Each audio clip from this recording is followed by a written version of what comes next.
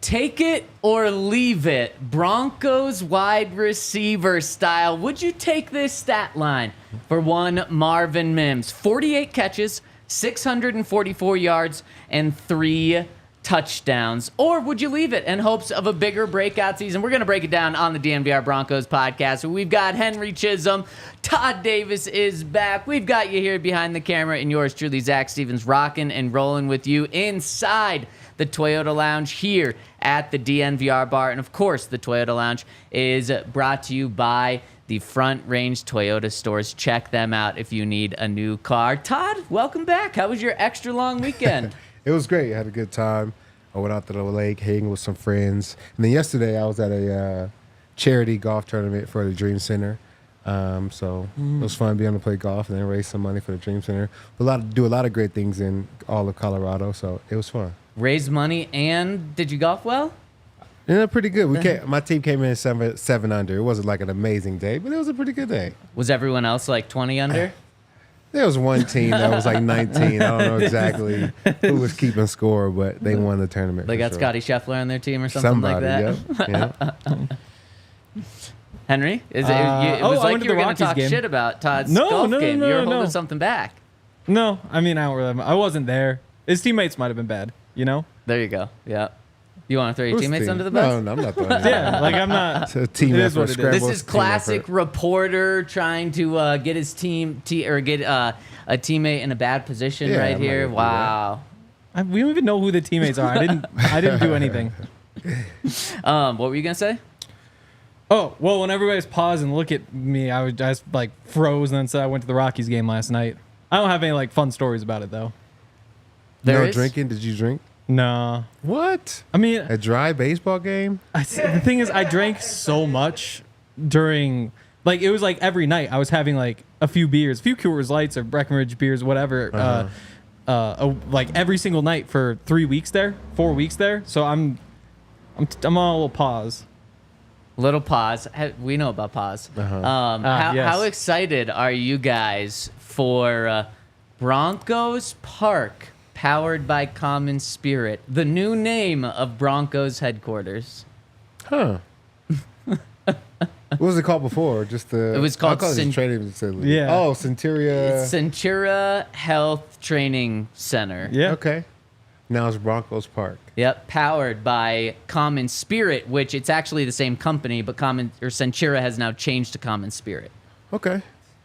Yeah. I don't mind it. Broncos I think it's a Park good sounds name. cool if you're going like you think a training camp and people coming out. I'm going to Broncos Park. Like, Yep. Yeah. not bad. You're not gonna say powered by. Also, Nobody's saying but I mean, common spirit when you're a health place looks like they're gonna kill you and you're gonna become a spirit. Wow. Like, I was thinking So alcohol you don't like too. their Yeah, name like, change. yeah, that's the one. I don't like that part. It makes me feel Wait. like I'm gonna die if I go to Centura Health. Oh, Does your man. wife work there, Yaya? No, she doesn't. Oh, okay. Just making sure. This is a big dub for the Broncos because before there was no Broncos thing associated with it. You had to know that Centura Health Training Facility Center was talking about the Broncos. Now it's Broncos Park, and then like you're absolutely right, Todd. What do people call the Broncos Stadium? Like if you've been here for a long time, especially Mile with all the High. name change, you call it Mile High. Yeah. Kind of sucks for Empower and Invesco Yeah. and Sports Authority because they pay all that money to just be irrelevant for the most. Common Spirit, sorry, you're now irrelevant now. It's Broncos Park now. So big dub for Broncos fans, and a big L for Common Spirit. Yeah. No, it always is. But I mean, the Broncos Park, good name. Yeah, I like it, and it kind of gives me vibes that they're trying to make like Ooh. a community over there. What Yeah, if I they had think like so. named it after somebody? Like you call it Somebody? like you already have the Pat Bowlen Fieldhouse. You could name it Pat Bowlen Park. Could you imagine a new owner naming something after a former owner? Because I can't at all. I feel Yeah, like maybe not. it's like showing respect though. You know, My respect was the $4 billion that I paid for the team. You I know? gave you all that moolah. I'm not gonna name the shit after I showed you a lot of respect. Yeah. I don't know. What about the? Who else would they name it after? You want it to be the Greg Penner Parkway? Well, you definitely can't name it after yourself. That would be an insane thing to do. You definitely Why could. not? I'm sure that's done so many times. No, you can't. No, you can't name it after yourself. It's One thing.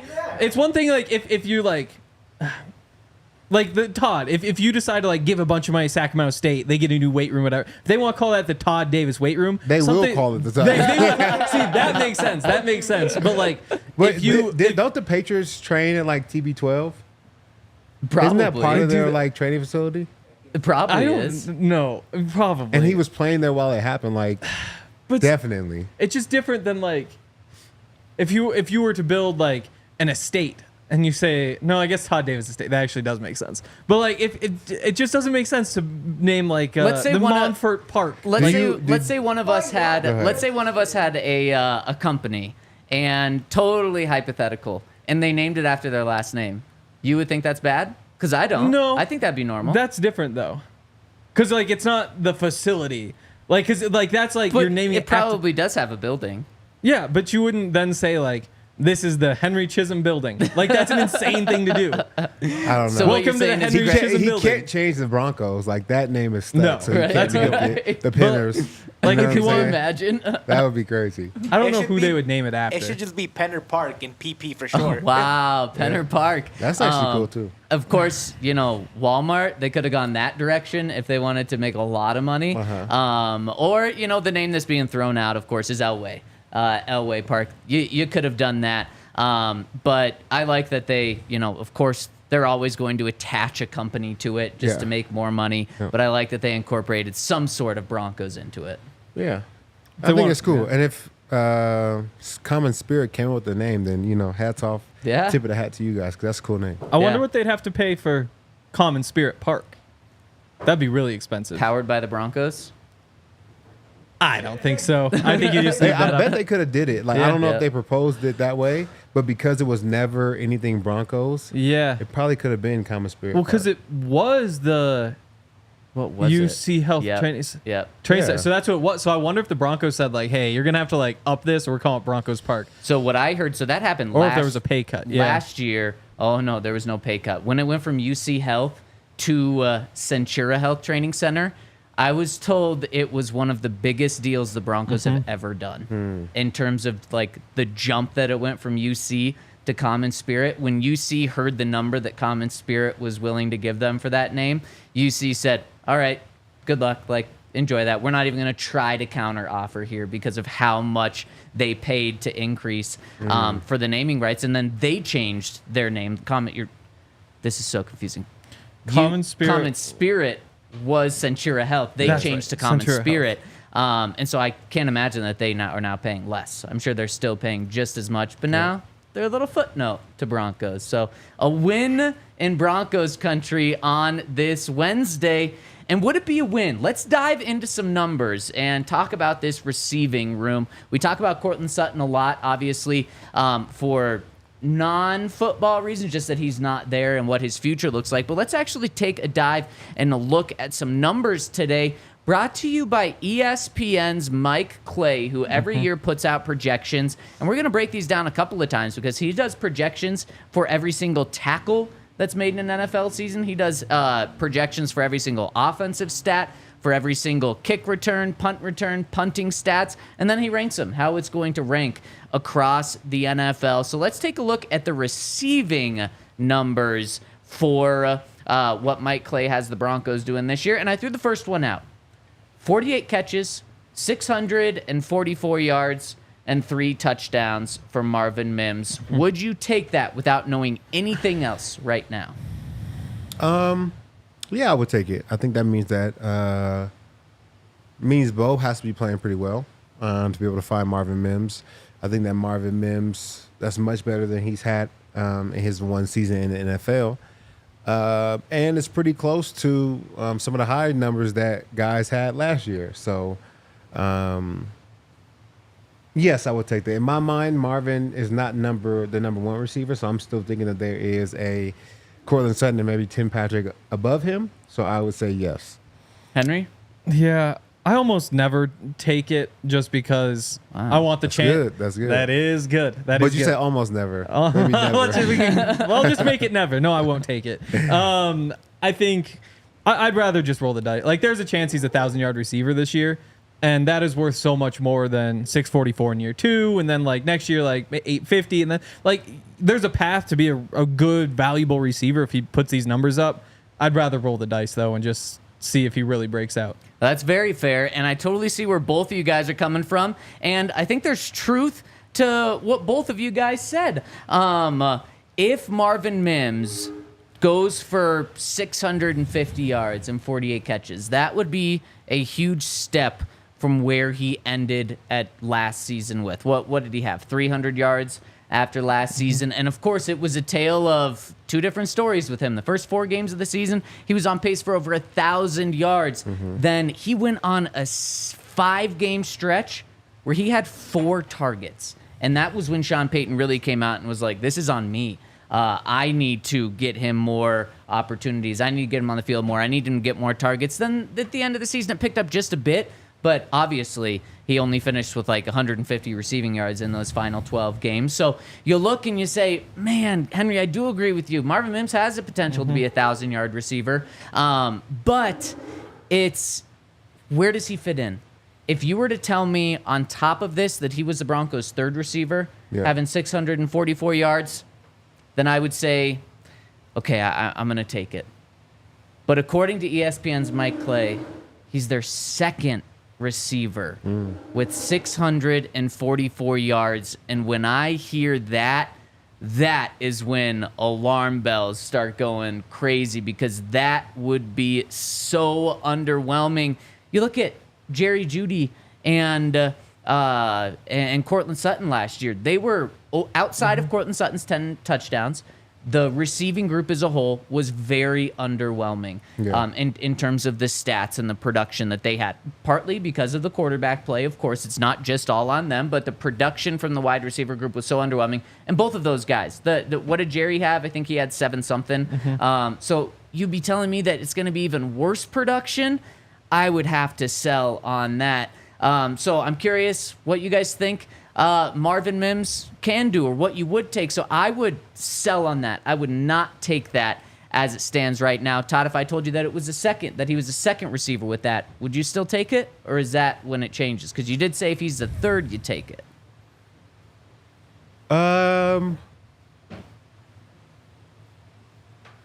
It depends on how good the first one is. Yeah, exactly. Yeah, and I just feel like, 1,000 yards is awesome, and I want him to have that. But then you look at the guys who had 1,000 yards last year. It's not a big list. No. And there's guys like Adam Thielen and Jalen Waddle who had literally like 1,014 yards. Like, so he has to be pretty. I mean, Travis Kelce didn't even have 1,000 yards. T.J. Hockenson, everybody talking about Rasheed Rice, Jordan Addison, like all these guys, Debo Samuel, all these guys who people are in love with, didn't have 1,000 yards last year.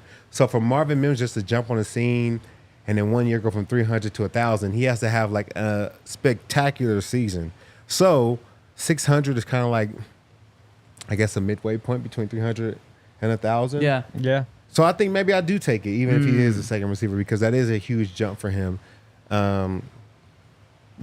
That's I think realistic. so. It's very realistic, Todd. And I think you're viewing it from kind of a 30,000-foot view, which I think is important to have. But 28 guys did have 1,000 receiving yards last year. Not even one per team, though. Almost one per. I view it the opposite. Yeah. Almost one per team here. Yeah. It's not that difficult to get to. I couldn't do it. Well, We've gone how many years without Exactly. How many It's years have we pretty gone without it?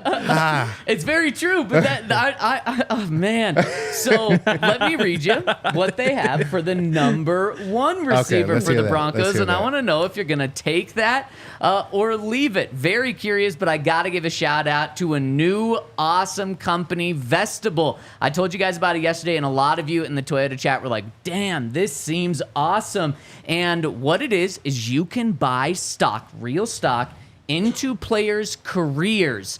And the one athlete that they've got going right now, Denver Broncos outside linebacker Baron Browning. You can purchase a stock of his future salary. So the way it works is you buy a stock in Baron Browning right now, and you get a percentage of what he makes in the future. So you buy a stock, and right now his salary is $3 million for this season. He's a free agent after this year. So if you think that he's going to make more money in the future, then it's probably a stock that you buy money for. Or it's probably a stock that you buy because then if his pay goes up, then your stock that you put in him goes up as well. And they're going to expand to a lot of other athletes, but they're starting with Baron Browning. And if you want to buy stock, his IPO is live right now, and shares are available for purchase, but they are limited. So go download the Vestibule app or scan the QR code on our screen, and you can invest. Do you think it's weird when someone has an IPO?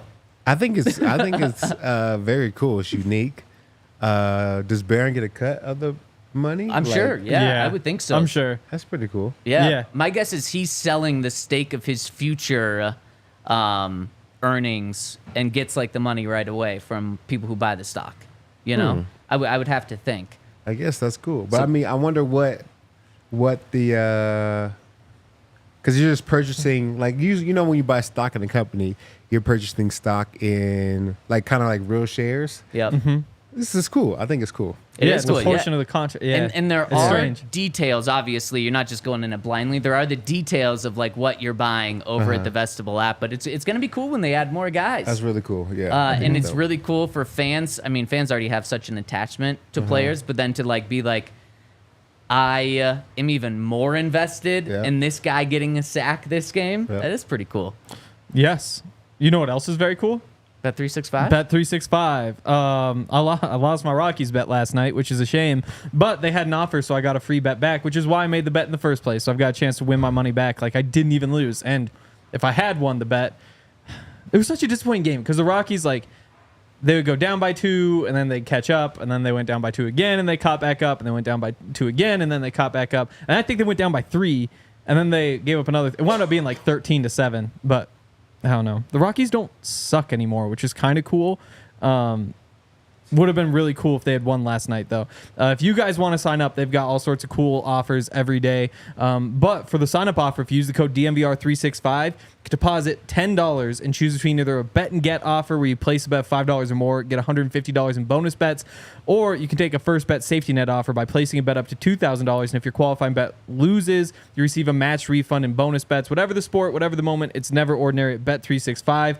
Must be 21 or older, physically located in Colorado. Please gamble responsibly.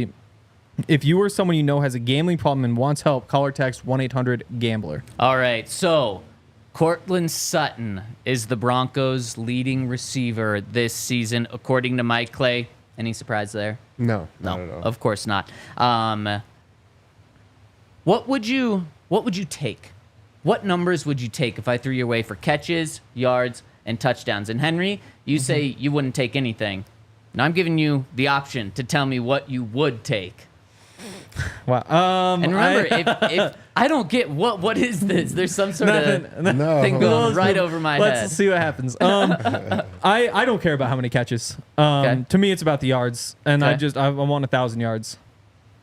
And even that, like, but if they said Courtland Sutton just has 1,000 yards this year, do you take it? I'm not sure if I do. What about if Courtland Sutton has the best year that he's ever had in the NFL, which was, of course, in 2019? That'd be like 1,100. It would be 1,112 yards, 72 catches, 6 touchdowns. Yeah, I mean, like that you would sign up for. I mean, honestly, with this whole team, I'm like, roll the dice and hope something good happens. So you wouldn't take 1,100 yards? I would take that. I would take that 11, 12 or whatever. 11, 12 plus 6 touchdowns. Sure. Okay. Todd, what would you take at like the minimum for your number one receiver? Because Marvin Mims is number 2, he only has 600 yards. I think we need like 1,300 yards of production from Court. And I think we still may need the 10 touchdowns. So Yeah. So if I just threw out a 1,000, you wouldn't take it? no, I think he can do better than that. See, and now I can get behind what you're saying about Marvin Mims having 600 yards, being the number 2 receiver, if Court is this dominant as a number one, then I would take the 600. If Court has 1,300 yards, unfortunately, you guys are going to be very, very disappointed. He has Courtland Sutton, their number one receiver, going for 70 catches on 120 targets, so not even a very high catch rate, 895 yards and 5 touchdowns. Has his catch rate ever been that low? It's a good question. I don't know that off the top of my head. Okay. What's this guy's just throwing darts at the Broncos? Not even a 900-yard receiver. You guys were skeptical on 1,000 yards. They don't even have one 900-yard receiver. Like, this isn't a bad projection. Like, to me, like, I think when you look at what he's done, he's typically in like the 700 to 800-yard range. But how many catches? I don't know. 70 is a lot of catches. That's what I'm though. saying. Last time he had 70 catches, he had 1,100 yards. Here, I've got his stats up. You are correct, Todd. He's had 70 catches once in his career, 72 catches for 1,112 yards. And that year, he did have 124 targets. So I guess that would be like the exact same catch rate that he's projected for this year. Yes. But that year, also 6 yeah. touchdowns. Yeah. So he's saying that he's going to have nearly the exact same year he had as his Pro Bowl year, except, over 200 yards fewer. I don't know what routes he's running now. He's running all slants and wide receiver screens. Bo or Nix what? offense. You know, what's crazy, though, is Mike Clay, like, those numbers, you're like, no, come on. We don't want to sign up for that for the number one receiver on this team. That would be Courtland Sutton's second best season in terms of yards. That would be the second most catches in his career in a season, and it would be the third most touchdowns of his career. So on the surface, I agree with you. I see those numbers, and I'm like, man, not necessarily disrespectful, but like, no, can't sign up for that. And then I just look at what Courtland's done in his career, and I'm like, I mean, he is playing with a rookie quarterback too, and these numbers aren't, they're pretty much right in line with what Courtland's done. In fact, he's saying it's going to be a good season from Courtland. Not a great one, but a good one.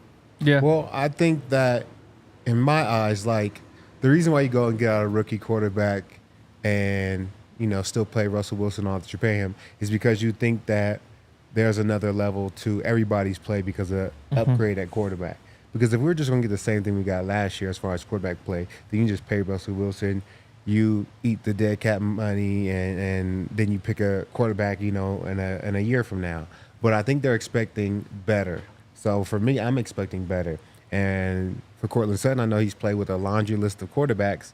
I'm expecting better than last year or the year before that, because the Broncos are expecting better with a new quarterback. I agree, Todd, and I'm right there with you. If Courtland Sutton had 895 receiving yards last year, he would have been the 35th highest receiver, and that does include tight ends as well, but mostly it's just wide receivers are 35th. Not even, now you're not even in that one per team category as your number one. I can't sign up for that. I also can't sign up for your number two receiver being 644 yards. That would put Marvin Mims at 62nd in the NFL. I can't do it, so I'm going to have to sell these. I mean, come on, you'd mentioned how long it's been since a 1,000-yard receiver. It was Courtland Sutton in 2019. Yeah. Since 1,000-yard receiver, I can't sign up for that. It would be disappointing, even though for Marvin Mims, he'd be taking a step in the right direction. Yes. But if Courtland Sutton did this, then I would be hard-pressed to say that he's a 1,000-yard receiver moving forward. I would say, man, we found out exactly what Courtland Sutton is. He's a 700 to 800-yard receiver. The Broncos have to go upgrade their number one receiver because you can't not have a 1,000-yard receiver in 5 years and think that position's still okay. Yeah, I mean, these are all solid numbers, I think. Like, in terms of the projections, they make sense. Like, that's a solid year for Court compared to everything else. The thing is, we can't really... You would think that in a projection that has the Broncos winning 5 games, we're not just going to be saying, yeah, let's sign up for that very often, you know? So you really should be, you would think, saying, I'd rather roll the dice than just take any of these when all of it adds up to 5 wins, you know? So You're then saying all those match us winning 5 games. That was the number that Mike Clay put on it, was 5 wins. I think he had 5.1. So if that makes you feel better. We will dive into those other numbers moving forward too. But for the rest of the receiver room, let's just talk about this really quick. He has Tim Patrick is the Broncos' third receiver. I've told you the number 1 and number 2 stats. What would you guys think he has Tim Patrick for? I mean, I know them all. You've cheated. That's not cheating. Like, it's my job. 452 yards. Okay. I would take that. If that's what you said there. He has 333 receiving yards. Oh my God. Yeah, I know. He says not only is this going to be Bo a bad Nix is year gonna with have 5 like wins. 1,200 yards passing. Seriously. But it's going to be a boring year. Oh, man. Yeah, I'm selling on that. 2 touchdowns, 27 catches for Tim Patrick. Let me read these other ones. Josh Reynolds, guy you're paying $7 million to. He is 285 receiving yards, 2 touchdowns. Underwhelming to me. Troy Franklin, Bo Nix's boo. He's got going for 19 catches, 242 yards, 1 touchdown. And Brandon Johnson also makes the team, and as your 6th receiver, hauls in 3 catches for 37 yards.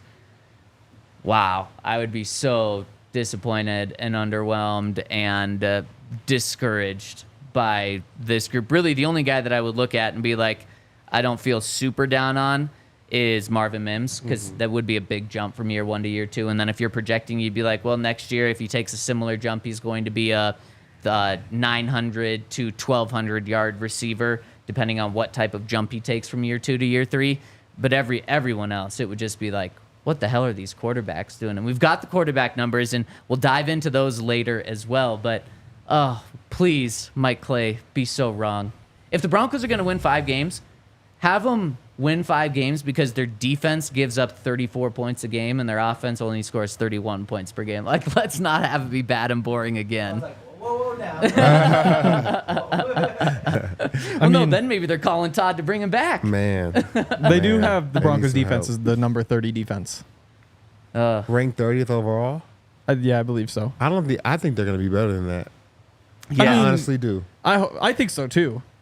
I don't know how much better, but 30th is, that's rough. It's very rough, and obviously he does not have the offense being much better or better at all. 31st. And we can ask our guy, Brian Baldinger, about this after I give a shout-out to our friends over at Breckenridge Brewery. We've got Breck Brew on the set, the Broncos Country Pale Ale. What we love about Breck Brewery is they're a Colorado company. They support us, but they also support the Colorado sports teams around here. Broncos Country Pale Ale, Avalanche Amber Ale. We got the Denver Nuggets Mile High City beer as well. We just need to get them hooked on a Rockies beer, and then they're going to have the entire state wrapped up. We love Breckenridge Brewery. In fact, we've got it, like, how many different taps? Do we have 10 different beers on tap here or something like that?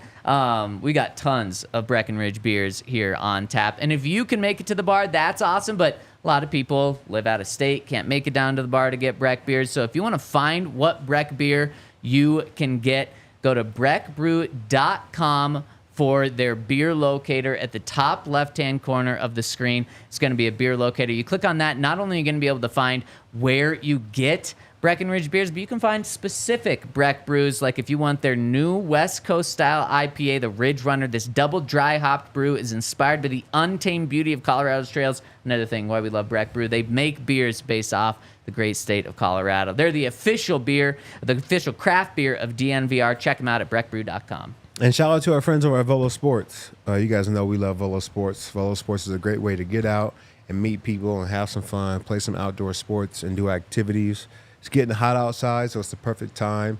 On the trip, we played a lot of spike ball. Ooh, that's a good game. Good cardio, good fun. And I know that Volo Sports has tons of different sports for you to choose from and play.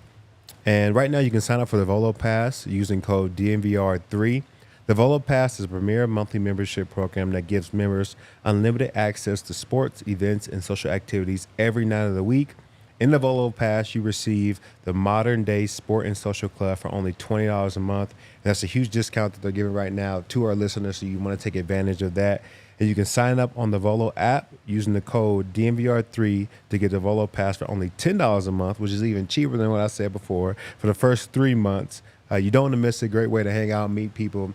Bring your girlfriend, bring your friends, bring your mom, bring your dad. Get active, get out there, stay fit, and have some fun. Okay, some other good news about the Broncos training facility. they are not going to start construction on their new facility until after the preseason, meaning that it will be open. Training camp will be open for fans to attend like normal. You'll get to sit on the grass berm, and fans are going to be allowed to be there this year. So that's really good news for fans, since especially I know a lot of you guys are diehards that rock and roll with us. A lot of you like to get out there for camp, so you're going to be able to this year. Yeah, camp is always it's always better with the fans out there. It's always a different energy to practice. You love the cheering, you love the interacting with the crowd. Always cheering for the offense, though, it seems like. Always, man. Every single time. But one day, you know what I'm saying, we'll get some defensive love out there. It's kind of like all-time quarterback. Like, if you are cheering for the offense, but if the defense makes a big play, you get to cheer for that too. Yeah, sometimes. And then you probably sit back and you're like, damn, Bo Nix just threw a pick. Yeah. Didn't actually want that. Yeah. So that's good news. I'm curious how they're going to do it next year when the hill is completely torn down for a building, but they're going to figure that out. They want a priority to be that fans are at practices, but they're going to build this thing in less than 2 years. It's going to be open for 2026 training camp, and they're not starting it until after 2024 training camp. You know, that Walmart money moves quick. It's true. Get people going, baby. Am I crazy for thinking that the new facility is going to cost roughly $175 million? That seems cheap when we hear of these prices of stadiums being like billions and billions of dollars, yet a new stadium is less than 200 million, or a new facility is less than 200 million, or am I crazy? No, I think 175 million is a lot for a facility. It's just so different of a building. Like you got to build everything in a facility, in a stadium. Then you got to put in 80,000 seats, and then you got to put in lights. You got to put in jumbotron. You got to put in new turf. Like it's a lot. Plus, that's like like 20% of $1 billion. Like you have to think about like how big, like you said, the stadium is. Like how you think about stadium money is just insane. Mm-hmm. That's like 20% of like low end stadium money. Yeah, no. But stadiums are now like, how much was the facility out in LA? Like $4 billion, $5 billion. That's like, a crazy it one. went over though. like $3 billion. But that includes the stadium, right? It's a stadium. It's a stadium, but not the facility. They don't have facilities there in LA. Yeah, Buffalo's 1.7. Oh, yeah, okay. Yeah, so you're right, it's 20% of $1 billion, but what is that? It's like 5% of what some new stadiums are going for. If you go for the crazy ones. Even in Buffalo. 1.7. That's 1.7. So what is that? 1.75. That's 10% of a stadium. To me, I don't know. I think it's just wild. I think Greg Penner's getting a great value. Also, you recycle a lot of the things over again that you already had from your old facility. So that's something Do else. you? I think they're going all new. A lot of the material that costs when you're building something brand new, you just don't have to spend that again. I don't know if they're tearing down first though. Well, we'll continue this conversation because I just heard the chime. That means we've got our guy, Brian Baldinger. Baldy, what is going on? I love the shirt. There's no off season. I mean, nothing says what's going on right now more than this shirt. You're exactly right. It's time to get busy and start looking ahead, I believe. Yeah, absolutely. And we're starting to look ahead to what these receivers for the Broncos might do. And we're talking about, could Marvin Mims have a breakout season this year? Is that fair to expect Marvin Mims to have a breakout season this year? Does he have that in him? Or should we kind of change our expectations for Marvin being just a great returner, and then anything he does as a receiver is just a bonus on top? I think you have to, I always believe that any player at any position makes the greatest jump between their rookie season and their second season. Second season, in the system, with Sean Payton and how they go about their business and what the expectations are and how you practice, all these things kind of change. And so, look, I think he had 22 catches last year. He caught a touchdown pass. I think we should have much higher expectations for Marvin Mims than just as a returner. I mean, you don't draft a guy that high and say, okay, he's just a returner. Like, I believe you've got to, find a spot for him in the offense and let him go about and see if he can make that type of jump where he can be an every down type player. Yeah, that makes sense. I want to go big picture here because we were just looking through these projections, and it was another projection that has the Broncos winning 5 games, which seems to be kind of a trend when you look around. You have more of that national perspective, so can you just I know you want to be nice to Broncos fans, but realistically, I mean, is this what we're looking at here? Is this really one of the 2 or 3 worst teams in the NFL? Well, I saw them win 5 in a row last year, like you did. Yeah. 4 of those 5 wins were against playoff teams. Buffalo, Green Bay, Kansas City. I mean, they found ways to win games. Now, they were taking the ball away in record numbers during that stretch. And so that's always the biggest stat in every game. Can you take care of the football? I mean, they ended up plus 4 or 5 in the turnover ratio over the course of the season. I mean, that's the year that Sean Payton won a Super Bowl in New Orleans. They also happened to lead the league in takeaways that year. And so that's so if you're looking at Nick Bonito and you're looking at Jared Cooper and the pass rushers, can you apply enough pressure to create the type of takeaways that they did last year? You start winning that battle, you start winning games. And so I would say five is way too low. I just don't believe that a Sean Payton team could drop that low. They won 8 last year. Nobody was happy with, the results on Christmas Day against New England. That sort of ended the season for them in some ways. Quarterback change, all the stuff that happened. But I got to believe that they're better than a 5-win team just because of the way that they're going to be coached. I agree. And if we're going to get above those 5 wins, these projections have no Bronco receiver over 1,000 yards. If the receivers aren't going to step up and make big catches, do you think that the tight ends or the running back are more important to Bo in terms of his ability to get down the field?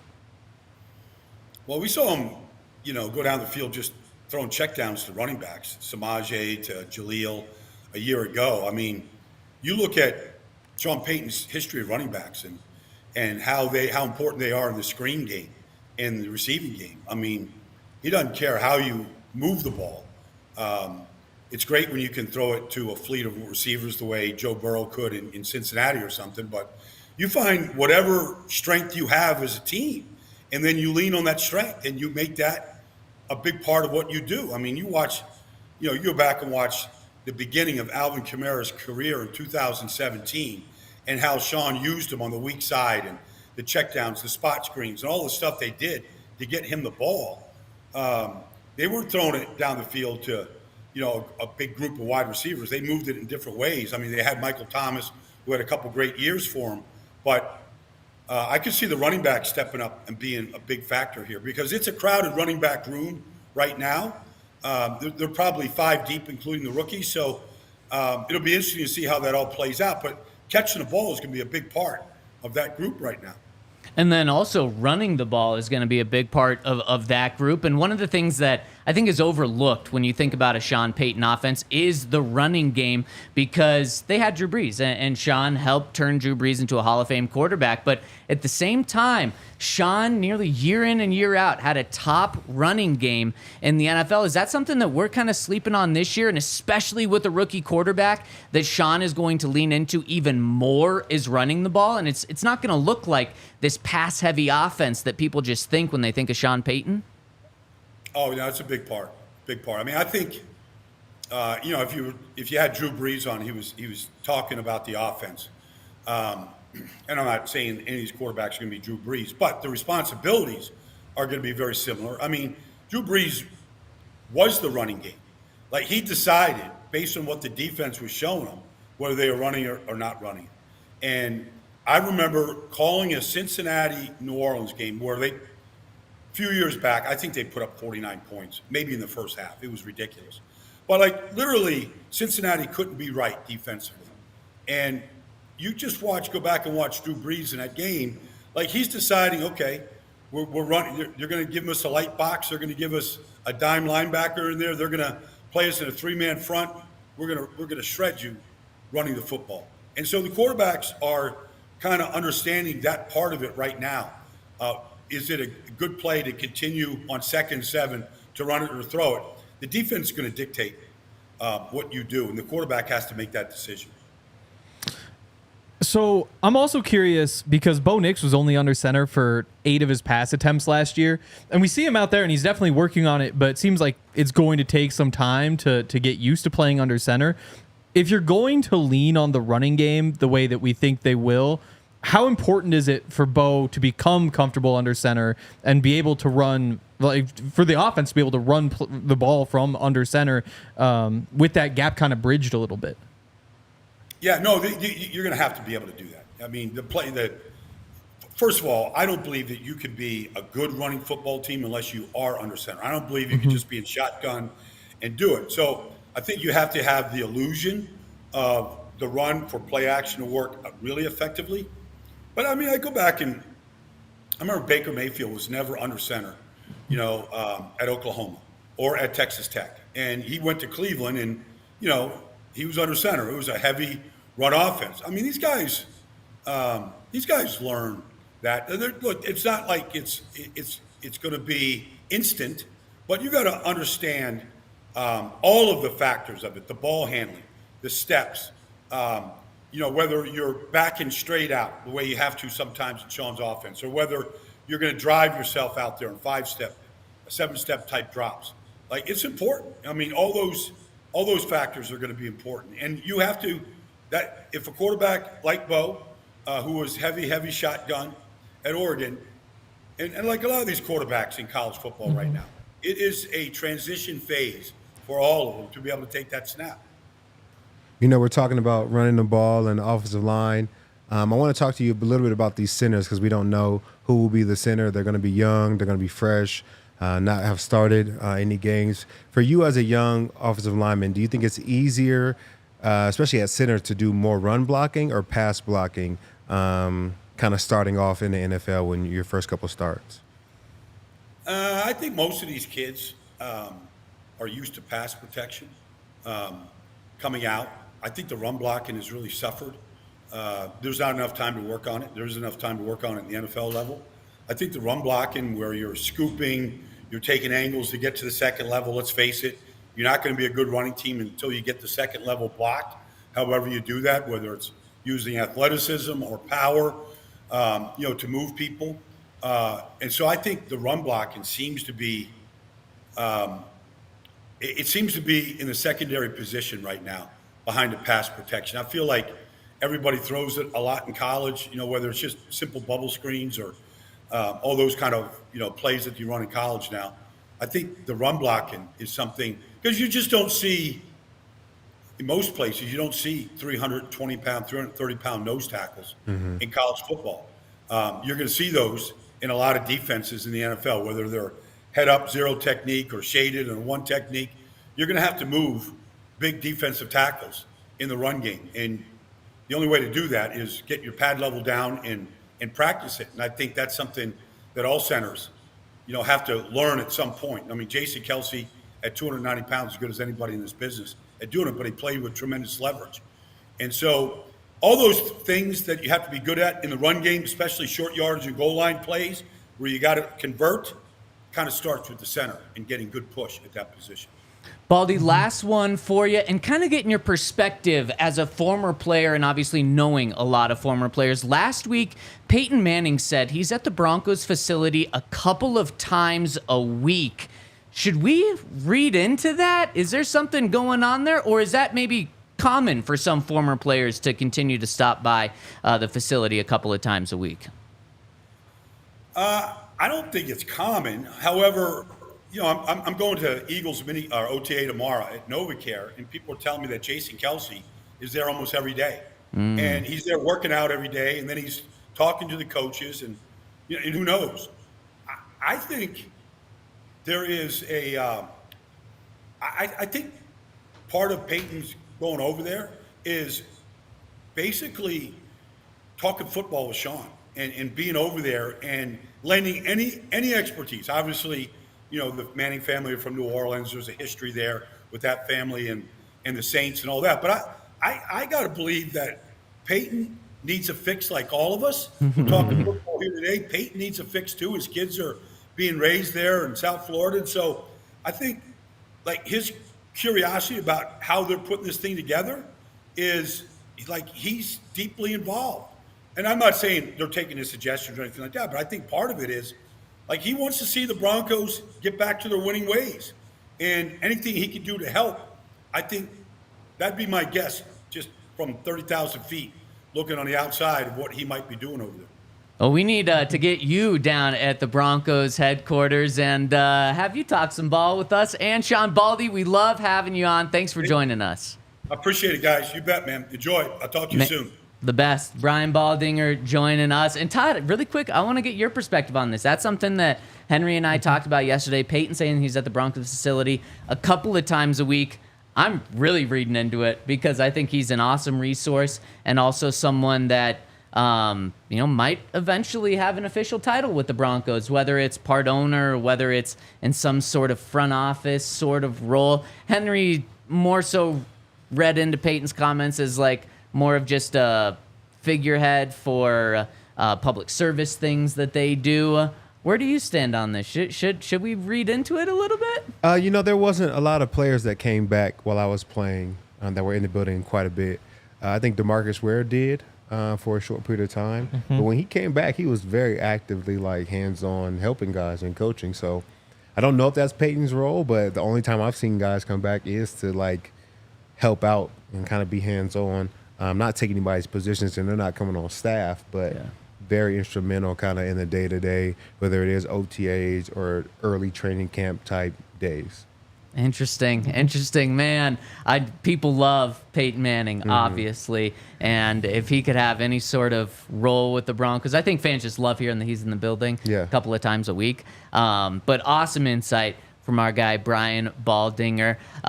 Okay, so let's put a bow on this wide receiver talk and position here. If this is what happens at the end of the year, these numbers are how it breaks down, how are we feeling about this room? It's not what you want as a wide receiver room. If these are the numbers they're hitting, you definitely want your wide receiver room to do better. You feel like Marvin may have taken a step. Tim Patrick shows that he could be healthy for a season, but doesn't put up the yards that he needs to. It's an okay year, I feel like, if you look at all the different numbers, all different metrics, but it's just not what you want when we're building Super Bowl teams and trying to get back to, I guess, the glory days, like Baldy was saying. You want better out of your receiver room. So we're not unhappy, but we're not happy. That obviously means we won about 5 or 6 games as well. Yeah, exactly. Yeah, you got what you want from Court. You got what you want from Marvin. The rest of the guys probably pretty disappointing. More so that just there wasn't one more guy.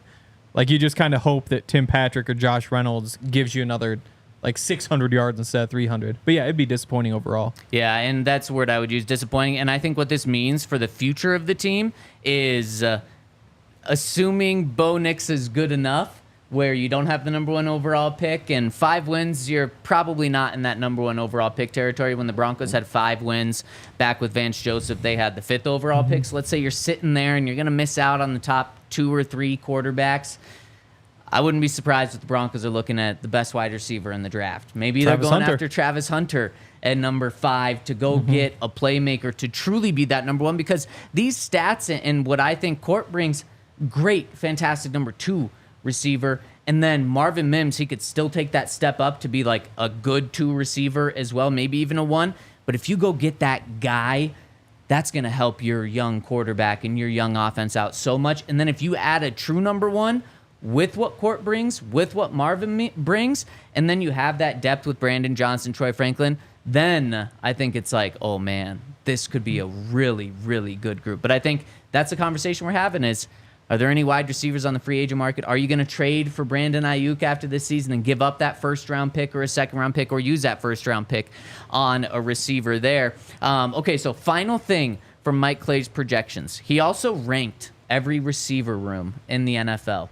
Where do you think the Broncos rank right now? And he is assuming that Tim Patrick's healthy. And I guess he is assuming that Courtland Sutton is obviously here with the team this year. Where do you guys think he ranks? Do you know this one already? Yeah. 27th. Did you cheat like Henry too? No. I didn't cheat. You hit it right on the nose. 27. I wish you were wrong because that's not very good. I'm actually surprised. I think this is higher than I thought it was going to be from a national outside perspective. I thought he was going to have him even lower, but he doesn't even have him as the worst receiving room in the AFC West. Can we guess? Oh, you know the other five? Oh. I want you to guess. Oh, dang, I need And one of them's in the AFC West. We can give you some hints. Who has a worse? One of them.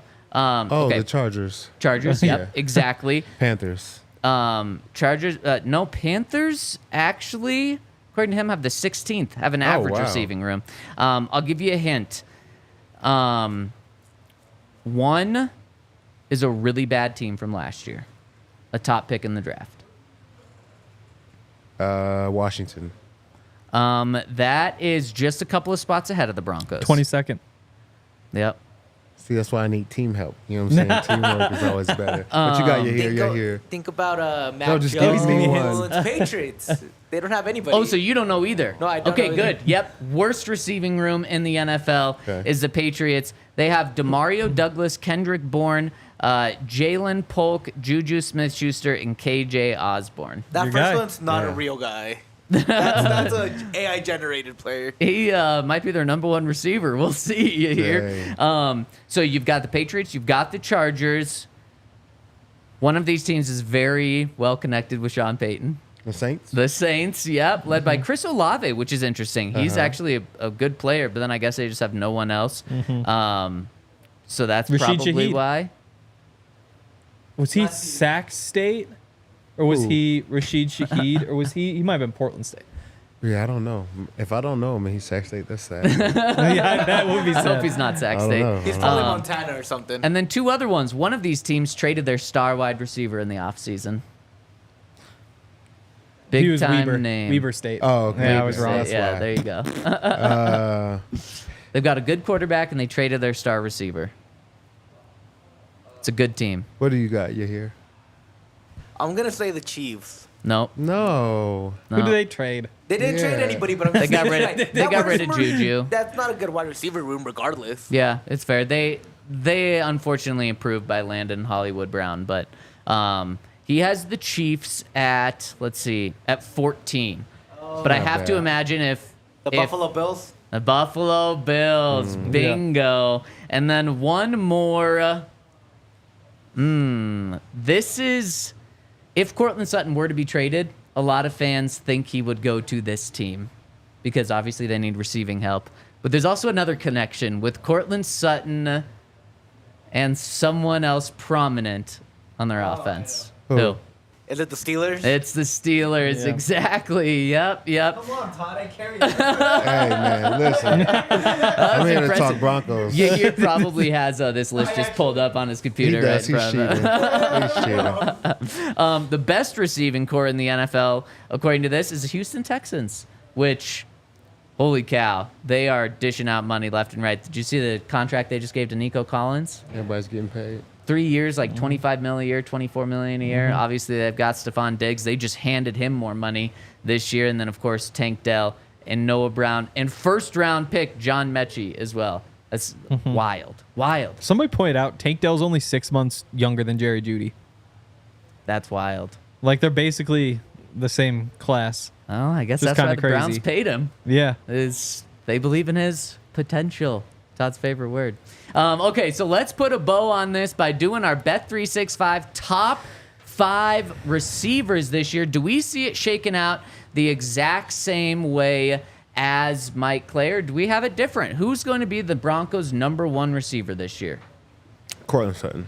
I think Henry? that's pretty Oh, yeah. It's Courtland. easy. Courtland Sutton, number 1. Number 2, I would go Marvin Mims here. I think he has a chance to be the Broncos' number 1 receiver, but I think if you're just going into this right now, how you project, you do go with the guy who has been the team's number 1 receiver. So you go Courtland, but I would go Marvin here. I'm not against it. I would lean towards Tim. Okay? My only thing with that is they're so similar of players. Marvin do you think Mims that'll... and Tim Patrick? No. Courtland and Tim. I'm like, Who are you looking at? Yeah. Would you go Tim or Marvin? You're the type, or someone else. You're the tiebreaker, Todd. Yeah, I think Marvin's gonna be number 3. I honestly do. So do you think Tim's number 2, or do you think someone else is number 2? Yeah, there's Josh Reynolds. Dang, that's tough. Because Josh Reynolds has been healthy. I think Tim Patrick is coming back from injuries. Yep. Always takes time, like we said, even with Javonte last year. My heart wants to say Tim, but I feel like Josh might have a good season for us. You know what? Yeah, might as well. Last night I was laying in bed and I couldn't fall asleep. And so I was thinking about what do you do against the Seahawks? And what I decided was the first play of the game, I want them to run a toss like toward their own sideline and just have Tim out in front blocking. Like first play of the season is just Tim just like manhandling one of those skinny cornerbacks in front of the Broncos bench. That's the vibe that you need going into the season. Then from there I took off and was like, I'm all in on Tim Patrick. That's probably not the play that Tim Patrick has designed in his head. No, but that's what he does. Like that's strong side block. I don't know. But that's what he does though. Like he has so many of those highlights where he's just like beating up on those guys, and you have those skinny cornerbacks out there. No, I don't think it's I love it. a bad call by Fire you. everybody up, just a big pancake right in front of the bench. Tim, we got our first play of the season. You're healthy it's for designed for we're- you, man. We're gonna use those legs that you just got healthy. we all He's know like, we're gonna use that Tim's a size. football And he's player. like, Tim would yes, love it. let's go. Tim would love it. Just lean over and knock on some wood real quick. Pause. You got us? But yeah, like There's no for wood over yeah, there. Tim yeah. Patrick. Oh, he'll be fine. Wow. He'll be good. So Fire are we everybody going up. Josh? According to you here, we're going Josh Reynolds. Oh, is that what you say? Well, you guys have Josh, and then Hank said might as well. What? So oh no, you- that was might as well. All three go of on us, my all old three of little us thing. had different things. So yeah, here you gotta break the tie. You, Josh, that's already up. You'll say wow. Josh. So now where are we going? Are we going Tim or are we going Marvin? Oh man, this would be so. You guys know I where go I am. Tim. Yeah. Oh man, Todd, or you can go someone else. You can go Troy Franklin.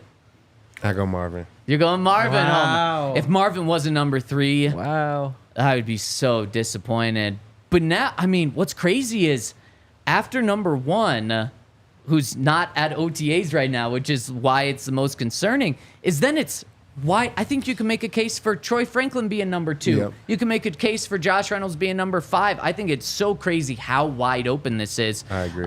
Because I'd feel comfortable going Tim Patrick number 2. I could also see him being number 5 just after missing 2 seasons. So now we got Troy Franklin, Brandon Johnson, Tim Patrick. I'm still on Tim Patrick. Yeah, TP Yeah. for Okay, sure. going Tim Patrick here. And then to round us out, I would probably go Troy Franklin here. Yeah. But also, like, rookie receivers sometimes come in and have a massive learning curve, and it's really tough to struggle, or it's really tough to pick it up, and they struggle. But we'll go Troy Franklin here. If you could make this list in an ideal world, you got to pick how it would turn out. Is this how you would pick it to shake out? Yeah, I mean, Josh had 600 yards last year. Yeah. I mean, Yeah. and he wasn't always on the field either. So Yeah. he definitely was impactful more than any of the other guys had. You know, the last 2 years. Some guys weren't even in the league then, but you know, I think he's proven that he can make plays on the field. So let's true. use him. I mean, we got him. Yep. You know, right? Yep, paying him. Another good point, Vele could be in here as well. Yep, I think would so. not be surprised if he sneaks in here, and even like all the way up to number 3. But a good kind of problem. The Broncos actually have some depth at receiver. They just don't have that number 1 1,400-yard star. If they could get that, the depth is certainly there. All right, before we get out of here, we got at least one super chat. Hit us with a thumbs up in the Toyota chat if you're tuning in with us. And also, if you're listening on Twitter, jump over to YouTube. The chat's better, the stream is better, and it helps us a little more. But final question coming in from TB007 says, TD51, what snacks do they have at the facility? And I think the reason he's asking is Peyton joked that one of the reasons he stops by the facility all the time is they have good snacks. They do have good snacks. Sun chips, bars, any bar you can think of, protein bars. Training camp, it gets crazy because they just keep like this chest that they have like ice cream sandwiches and all the different bars. Wow. Snicker bar ice creams, and guys get a little fat during training camp, and they take it away like as soon as training camp was over, like they take it away because it's too much. There was one they big got a lot of last good year. stuff. Last year at training camp, they brought out like an ice cream truck, I believe, because people had like full on ice cream sundaes. That's at the final day of the off season. Like the Was party. that what it was? Yeah. I thought they The did it little once for party. training Yeah, camp exactly. too. Because then there were churros. Yeah, that was the final day Was of it? the offseason. Yep, that's Huh. field day, which some Yeah. people in town absolutely can't stand when the Broncos do field day. I don't care. I don't think Sean. Well, no, Sean did that last year. What's wrong with field day?